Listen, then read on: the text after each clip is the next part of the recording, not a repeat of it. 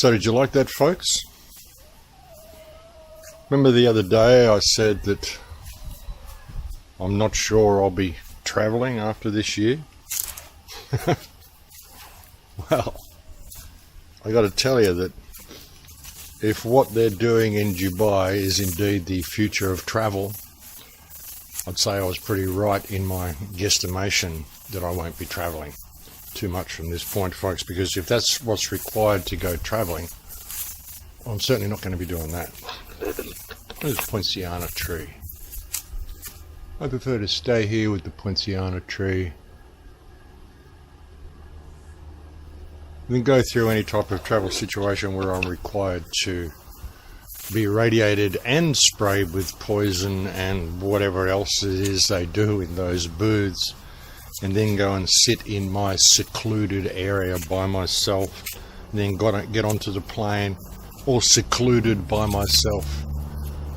That's what it's about, folks. It's about separation of all people and making people, scared of each other, and also putting them in a position where the surveillance system is going to work, because that's what this is really all about, folks, is surveillance.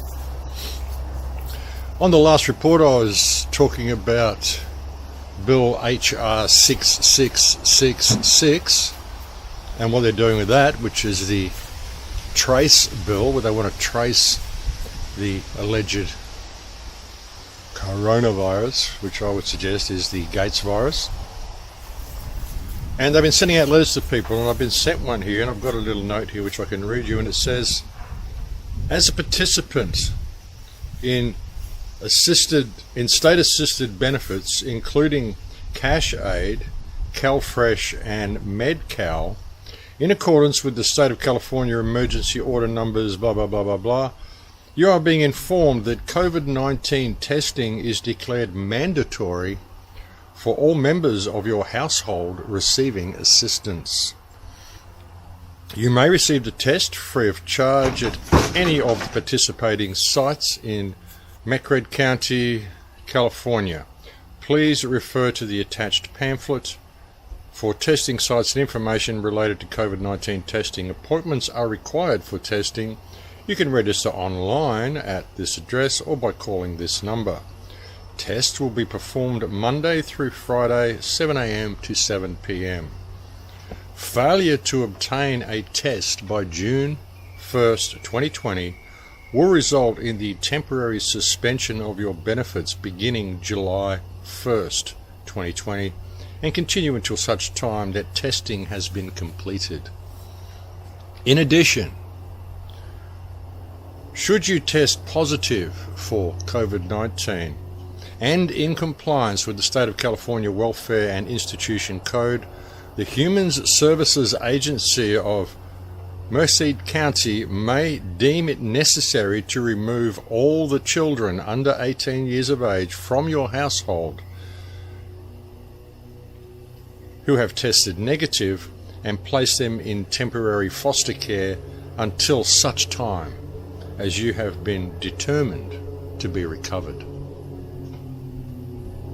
Think about that, folks. Mandatory testing. And if you test positive, well, sorry, but we're going to take your kids, we're going to put them in quarantine, or we're going to put them in foster care until such a time as we've determined that you are no longer infectious. And even though you're showing no symptoms at the time, and even though these test kits are testing pawpaws and goats and all sorts of stuff positive, we're going to make you do this. Nice touch, don't you think, folks? Put 30 million people out of work, put them all on welfare so they don't have any other choice, and then bring in this ultimatum, this blackmail, if you will, that, oh, by the way, if you don't let us test you with these kits, which will register anybody we want positive, then we're going to take your children. Nice touch. Nice touch, Donald. Thank you for that one. It's pretty drastic, folks. And something else that's happening is the dogs. Have you seen the dogs, folks? That's a nice touch as well. There are robot dogs. Nearly walked into the clothesline there. There are robot dogs that are now patrolling parks in Singapore and they're talking about bringing them in here in Australia as well.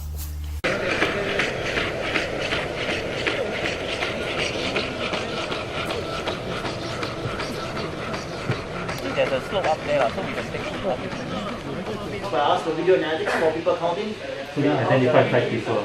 Okay. so what he does is before you start counting and aggregating.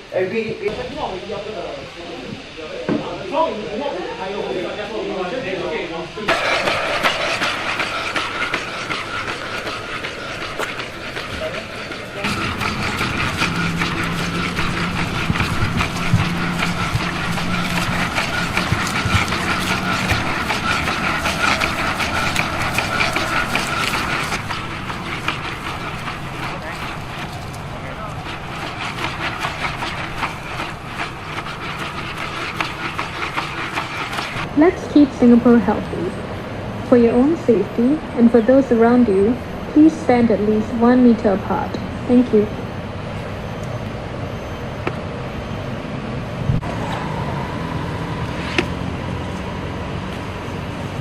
To ensure social distancing, folks, to make sure that you're safe. It's all about keeping you safe. It's not about mass surveillance, it's about keeping you safe. Crazy stuff, folks. This is where we're going. There's been a lot of pushback here in Australia, and a lot of hit pieces coming from the media. There's been huge hit pieces put against Judy Mikovits by the media. One might suspect whether she was pushed to the forefront so quickly so that these hit pieces could be constructed to discredit other quite valuable research. Interesting. Really, the claims she made about Fauci are very, very substantial claims, and quite provable and quite understandable, but some of the other stuff she said, it doesn't make a lot of sense. But when you combine that Fauci stuff with the stuff that's come out from Dr. Buttar and Dr. Kaufman and all sorts of other people, you can see the picture that's unfolding, folks. But there's a lot of hit pieces being done. People in the media saying, wow, why on earth would people be blaming Bill Gates and calling for Bill Gates' arrest when he's trying to do so much to help? When you look at the paper trail, folks, I mean, all you've got to do is see Bill Gates' connection to the WHO, the fact that the WHO put out that whole document last year where, it did the Event 201 where they said what they would do in the event of a coronavirus pandemic. Then there was that other document that Jeff Berwick brought to light the other day, which showed how they were planning to run 2 simulations this year. There's the other report that's been put out by Celeste Solum when she's been going through the World Economic Forum and the plans that they've had in place. This is all very, very substantial plans, folks.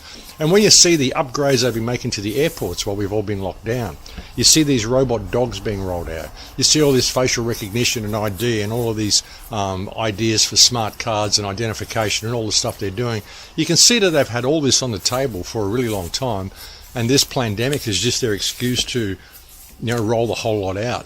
And what we're seeing is worldwide fascism. That's what we're seeing, folks. We're seeing the entire world being locked down into a police state at one time. Like I said, if there's any doubt that all the governments work together, this pandemic demonstrates it to be true. The police officer who spoke out did such a wonderful speech, talking to his companions and his, compadres in the police force and his colleagues, calling for them to adhere to the Constitution. He got praised by his superior officer, and a lot of police officers support him. And then 3 hours later, when it started to go viral, he was ordered to take the video down, and when he refused and actually stood by his morals, he got sacked from the police force. So it shows just how deep this corruption goes and how little respect these people have for truth or freedom or liberty or people in general, folks. Just look at the way the police are behaving here in Australia. It's like they're being given an open slather to just terrorise people as much as they want. And if there are any good police officers out there, now's the time we need you to stand up. When you're given these orders to go and terrorise people on the street, you need to turn around and arrest your commanding officer. And you need to report these dogs who are terrorising women and trying to steal baby strollers from men. I mean, it's ridiculous, folks. And when you start looking at it, you look at the testimony of Rachel Vaughan, you see how deeply the police are involved in protecting high-level pedophiles in South Australia and through federal government. You've got to wonder why they are so intent on attacking people with children and trying to get their children off them. And I think I know why. And it's not a very pretty sight. But look at this, folks. You might ask yourself why they built a fence around Parliament House in Canberra a couple of years ago, and why all of our police were issued with automatic machine guns in December last year. Why do you think this was, folks? To protect you from terrorists? No, folks, it's to protect the government against the type of backlash that they're going to get for staging this fake pandemic. But when you see the hit pieces that are being put out by the media and the actions the police are taking on the street, it's like I was saying the other day, this is why I don't support, marches on the streets. I don't support this type of pushback, whereas, we're going out there and screaming with banners and doing all this stuff that people are doing out on the street, because it just leads to violent confrontations, and then the media spins it any way they want, and it will result in this lockdown staying in place. What is needed is complete non-compliance to this system. A smashing of smartphones, throwing away your smartphones, refusing to download the app. By the way, one of the heads of the health, Minister of Health or something, I can't remember, I'll put it up on the screen, totally says she will not download the app. Of course, she's saying for reasons of security and blah, blah, blah. But you think about it, folks, this coronavirus app, who's got the tenure to run the whole thing? Amazon in the USA. So that's going to be who's storing the data. So all of the promises that the government makes about the police not being able to access your data and all this sort of stuff, very likely they won't be able to. Very likely the laws will prevent them from doing so. But if it's being stored on a US server, then through the Five Eyes agreement, doesn't matter. The US can access the data, and then they can share the data with local authorities, or Canada can access the data, or England can access the data, or New Zealand can access the data. Anybody in the Five Eyes can access the data. So, if it's being stored on Amazon, forget it, folks. This whole thing's a scam. And like I said, when you look at the connections with Bill Gates, you look at what the WHO's done, how this whole thing's been set up. Look at, what's her name, Blix or Brix, and you look at her mother and daughter, the team there, how they're controlling basically a whole swag of US Congress, and they're also controlling YouTube and Google and all the information that everybody gets. And you can see how all this has been put together, folks, and what a scam this is. And the plan has always been to vaccinate the world. That's what it's all about. It's about vaccinating the world. It's not about helping people at all. There's another report I saw in England to just show how ridiculous this is, folks. Everything they say is backwards. There's a report I saw in England, and it said that it was a man, I think he was Lewis, his name was, Robert Lewis or someone Lewis, one of the senior fellows of whatever in England, in that farcical show they call Government and Parliament in England. But he was saying that human rights laws need to be suspended in order to secure an easing of the lockdown. Otherwise, the police may find themselves in an intolerable position.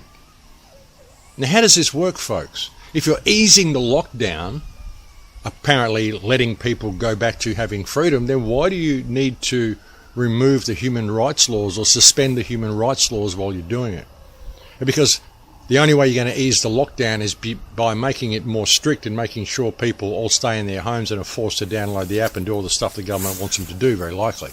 That will ease in the, that will aid in the easing of the lockdown. But, it's completely backwards, folks. Human rights need to be suspended in order to secure the easing of the lockdown. Otherwise, police will find themselves in an intolerable position. No, the lockdown needs to be suspended to ensure the preservation of human rights. Otherwise, the people may find themselves in an intolerable position. Indeed, they already do find themselves in an intolerable position, folks, just from what this government has done as a response to this planned crisis. And it is so planned, folks. I don't know how anybody can't see it. But, gathering on the streets and, violent protests and all this sort of stuff, the media just plays it, folks. The media just plays it and uses it to their advantage. They always do. That's what they want you to do. They want you to give them an excuse to not ease this lockdown. And it's imperative that we don't give them that excuse. The whole smart system is technological. It's the smart grid. That is the surveillance system. By not abiding by social distancing when you are out, you can help Yes, that's a good protest to make. If you see one of those dogs, I mean, I don't know. If I saw one of those dogs, I don't think I could help but kick it over sideways and spray paint on it or set it on fire or something. I mean, there's no way I'm going to have one of these robot dogs inflict itself upon me or make a sound to me or command that I do anything. I mean, I don't take commands from hunks of metal, regardless of who's controlling them and regardless of what parasite has said that I have to. So, you know, if they start rolling these things out, folks, I think you could do wonders with a metal baseball bat, you know. But, yeah, pretty desperate situation, folks, that we're heading into here. Pretty desperate situation. You know, and things aren't rolling back. Things are just staying the same. That's the problem. Things are just staying the same. Or, you know, getting a little worse. But like I said, you know, they're pushing people into it. You know, I think a lot of this, these violent protests, I mean, I think they want to be seen as violent. When they arrested that woman, I think they wanted people to see that. You know, I think they want you to see how brutal they are because they want the pushback from the people, because that gives them the excuse to push harder. And then the media will just play it the way the media plays things. And that's what the media does. You know, the media just doesn't conduct any journalism anymore. If the media did conduct journalism, all of these connections that Gates has to this, all of the plans of the World Health Organization, all the documents that they put out themselves saying that they're going to be running this exercise and all the stuff they're doing, all the information that's put out by people like Andrew Kaufman, Dr. Kaufman, these people would be interviewed on Today Tonight or 60 Minutes or, you know, any of these mainstream shows, Fox News, whatever. If these people were actually serious about what they're doing, you know, they'd be doing some real journalism and we'd be getting real information. But we're just not getting it, you know. So that's why people are doing this, and that's why people are speaking out, and that's why there's been such a huge pushback to, you know, against those who are presenting real information. You know, they just don't want the word getting out, folks. They don't want people looking at what Dr. Buttar's saying. They don't want people looking at what Andrew Kaufman's saying. They don't want people questioning the existence of this pandemic, you know. And it's a fake pandemic, folks. It's as simple as that. It's a fake pandemic, you know. There is no pandemic. You know, even if there was, I mean, what, you've shut the world down for something that gives like a maximum 2% kill rate when people get infected. 98% of people who get it recover, even according to their standards, according to their figures.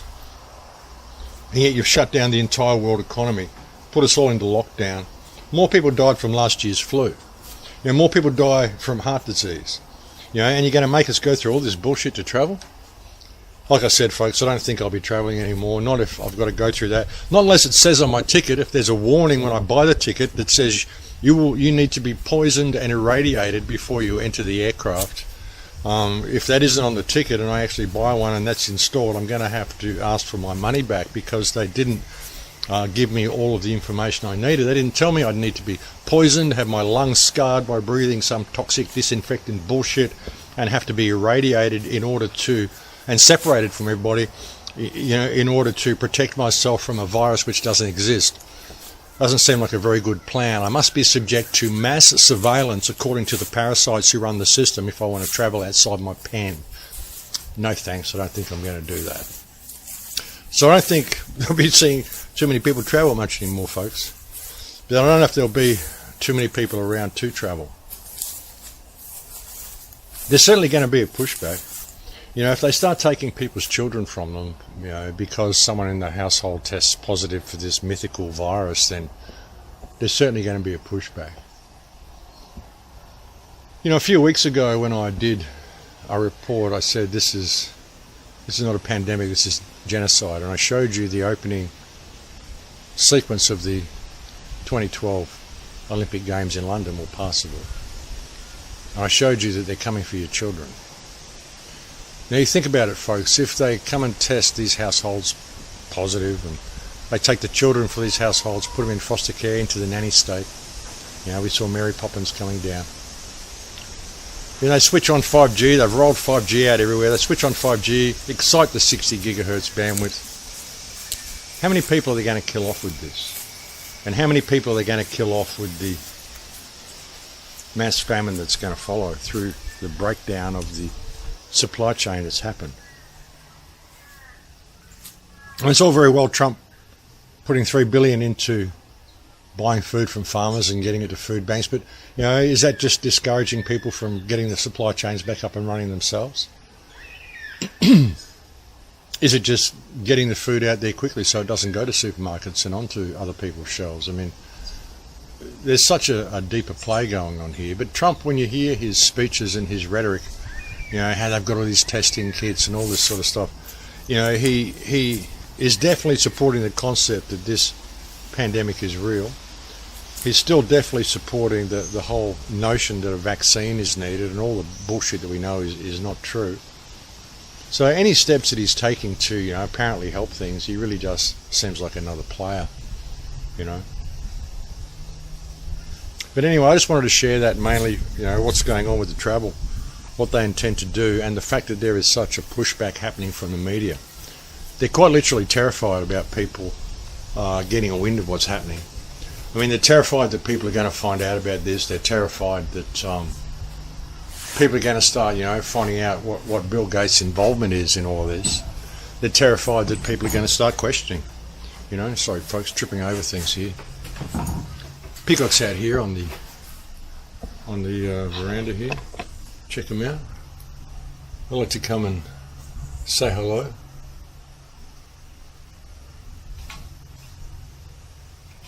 As you see, Keith's still got his bad leg. He's got a bad knee there. He's a bit swollen on the top of his leg. But yeah, but they really don't want people looking at all this, folks. They just don't want it. It's a big fear for them. That's why we're seeing so many media hit pieces and so many people are speaking out. But like I said, protesting on the streets is just not a good idea. Putting yourself in harm's way is not a good idea. Putting yourself in a position where the police can take your children is not a good idea. But apparently in Victoria, just walking down the street with a baby carriage is not a good idea because the police are going to arrest you anyway. Like they did with that man that I had on the last upload that I gave you. I deleted another one of my videos, folks. Which one was it? The one that I played a little bit of guitar on. I hope they wouldn't notice the dialogue. I guess they did notice the dialogue because they deleted that video. You'll still find it on BitChute. I'll put a link below. As usual, I'll put links to all the stuff that I've spoken about here today below so you can check it out.